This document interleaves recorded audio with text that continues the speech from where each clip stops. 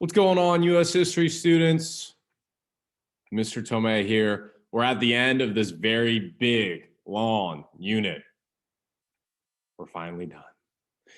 Last video, last lecture, last homework assignment of the unit, and then we're in the last bit of school. Kind of crazy to think about. Let's wrap this up and go for it, okay?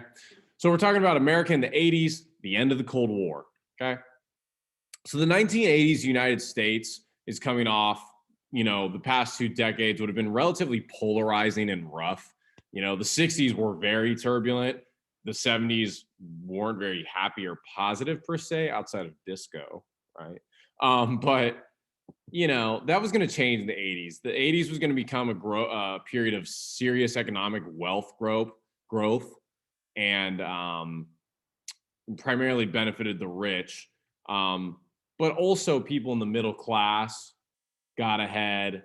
There was also, we're going to see the end of the Cold War and really the U.S. become the lone superpower by the end of the decade. So let's get into it. First off, we got to talk about Ronald Reagan. He was a former Hollywood actor, big time celebrity actually back in the day. He was accused of being one of those communist people during the whole Red Scare, the McCarthyism era. Kind of funny how we've come full circle on that now. He eventually became governor of California. I've mentioned that before, and eventually became president. And he is a Republican from California. Influential, but controversial. It really always depends on who you ask. His best accomplishments is he really helped end the Cold War and put the United States as the lone superpower, and also made America become the center of the economic world. That does come at a cost, though, as wealth inequality grew tremendously. So a lot of people did well, but then those who didn't do well did really bad. So when we talk about inequality, wealth inequality, the people at the top so far away from the people at the bottom. You can also talk about the escalation of the war on drugs, which wasn't great. We'll talk about that. But he's generally regarded as a good president, primarily for how he was able to get at the United States really to win the Cold War, and how America did during the 80s, which was, by the end of his presidency, very well. We did pretty good. Of course, though, his legacy is complicated as time has gone on. The 80s are a big period of globalization, the world becoming more connected, as well as a huge technological boom in our country. The personal computer became much more available to individuals, and businesses greatly started to invest more in making sure that their offices and their people could use computer, learning to work a computer, was very important at the time. It was only going to become more and more important as time went on. Computers have changed the way people lived, communicated, and worked. The internet would be more fleshed out and developed in the 90s, but the early internet comes in the 80s. Computers also gave birth to the cell phones. And essentially the world and the global economy becomes more connected in real time. Without it's hard to imagine where our world would be without this computer, the ability to Zoom and do how could I teach in a pandemic without the internet and computers and technology? I don't know. It would be we'd have to get different, creative, give you packets. I don't know. It'd be a different time. You have to think about how your life would be different without this. It's hard to imagine where our world would be without the technological advances that come about in the 80s. So yeah, that's a big part of it as well. That's Bill Gates, by the way, kind of that awkward photo, like a photo spread, but that's him. You have the Apple logo here, the OG Apple logo, when you used to have the rainbow color. Okay. There's also economic changes that occur starting in the 70s to the 80s and 90s. You go back in the day, especially during World War II days and such, 50s and whatnot, when the soldiers came home from war. We were once responsible for the production of the majority of goods in the world. From the Industrial Revolution up through about the 50s and 60s, we produced most of the supplies around the world. We were a factory-based kind of country. That changed once we hit the 70s through the 80s. More people started going to college. More people started having white-collar jobs. They moved out of the factories. People gravitated towards the high-rise offices. And as a result, this opened the door for countries like China, India to fill in the role of producing world goods. People in these countries are working for less wages than someone in America would. So a lot of companies started moving their factories out there. People in these countries are working for less. There are fewer opportunities to make money there. And it's kind of just a lasting impact of imperialism, colonialism. But ever since really the 70s, 80s, and in the 90s, the worker of the factory, the blue collar, union, car, auto plant worker, those jobs are going away every year, right? This is why I'm so big and tell you guys, you got to think about going to college. You got to think about getting an education because there's not as many opportunities as there were pre-1970 to get a really good job without a college degree. It's possible. It's just becoming harder and harder. And that's just a lot have to do with economic shifts and changes across the globe. The 80s are also a period of just consumerism. You look at the combination of globalization, the ease of business and communication, and new workforce around the world create a spending boom of the 80s. People were buying things around the world, but here in the United States, they bought a lot. This is why malls were really popular in the 80s and 90s, right? A place you could go shop, stores everywhere, swipe it on the credit card, don't even think about it, don't even worry about it. By the 80s, the use of credit cards, which was relatively in its earlier days still, it became much more normalized and widespread around the US. And, back in the days before the 80s, a lot of people just paid things in cash or they'd write a check. Now, most of us, we just use a card. It's, the majority of people, especially in the pandemic, most people are using cards, right? A little bit more about the economy of the 80s. One of the big thinking points and ideas from Reagan and the conservative Republicans at the time was Reaganomics and this trickle-down theory. Essentially, it's about this. We're going to cut taxes, especially on the rich, and we're going to get rid of business regulations or thin them down to make it really easy for businesses, to do business. The whole point to encourage businesses, to pay their workers more, build a new factory, right? Open a new store, hire more workers. Thus, more Americans are employed and people making money. In theory, sounds great. In reality, doesn't work. It's not practical, okay? The reality was CEOs just generally pocketed the profits or doled out big bonuses to the big wig players in their company.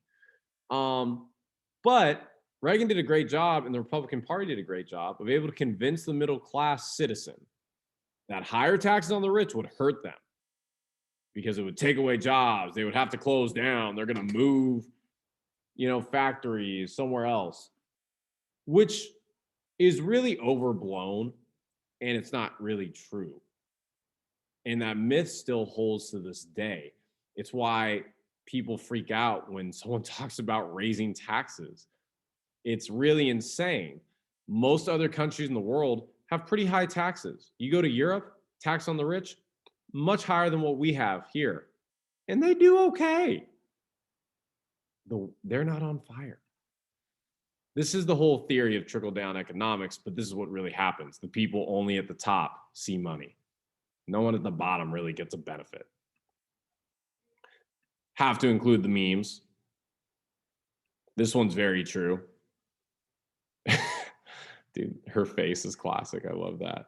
And then if your microwave looks like that, you ain't got to worry about Biden's tax plan. So look, don't be afraid of higher taxes. They provide better things. They provide better schools, better healthcare options, just better life. It can happen. Don't buy into the myth that high taxes are going to make you look like her and freak out. Okay. Talk a little bit about 80s culture here. The 80s was a very superficial era. Again, as people were making a lot of money, a lot of people were consumed with chasing to try and be that 1% of people to make it rich. And so people were more concerned about money, wealth, status, things like that. And therefore, music, pop culture, and fashion reflected this. Name brand designer wear became much more popular. People would spend hours at malls. That was the hangout spot. Like you would spend hours at malls just to hang out. In many ways, malls were the center of culture in the 80s. If you guys were alive today, you would go to Southland and kick it with your friends after school till the mall closed. Malls were big in the 80s and the 90s, but as we've come to today, you got to think, well, why are malls kind of more abandoned and whatnot? That'll be a homework question. Think about maybe how our habits have changed and what we do with our time and where and how we spend our money. And then that's Michael Jackson there and Madonna, just probably two of the biggest icons, pop culture people of the 80s. Let's keep rocking. The war on drugs escalates. Reagan really escalated the war on drugs and kind of created the narrative that drugs were the downfall of our society. And a lot of this was for like very petty drugs. The whole idea that marijuana is the gateway drug. If you smoke weed, you're going to end up doing heroin and then, your life is over, which really the data doesn't suggest that. But that was the narrative that was created. So we had, the creation of DARE. I've told you guys about that in the past. But, the whole Just Say No campaign, that's Nancy Reagan, Ronald Reagan's wife, who was very, just say no, don't do drugs. And the problem was while the idea and the intention is good, the laws, the penalty, the enforcement always targeted Black and brown communities. Even though white America had the same rate of drug use, Black and brown people were the ones getting arrested, sentenced to life in prison for drug crimes. And ultimately, this has led to a mass incarceration of Black and brown people in America. That stokes racial flames, that, keeps Black and brown people from attaining wealth and growing the wealth inequality gap between white and Black and brown communities. That leads to a lot of other problems. This is an example of like a suspected house where people were selling drugs and the LAPD came in with a tank. Pretty famous image of them just busting through. Police in the 80s cracked down on drug in the inner cities, primarily Black and brown people, and really terrorized kind of their neighborhoods.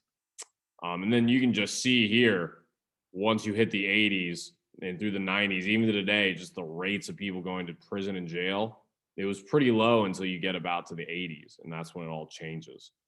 We incarcerate more people than anywhere else in the entire world.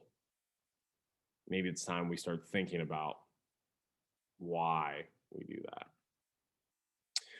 Of course, the Cold War itself played out in a lot of different ways. The United States versus the Soviet Union. The Cold War was still ongoing, even though there were other things going on in our country.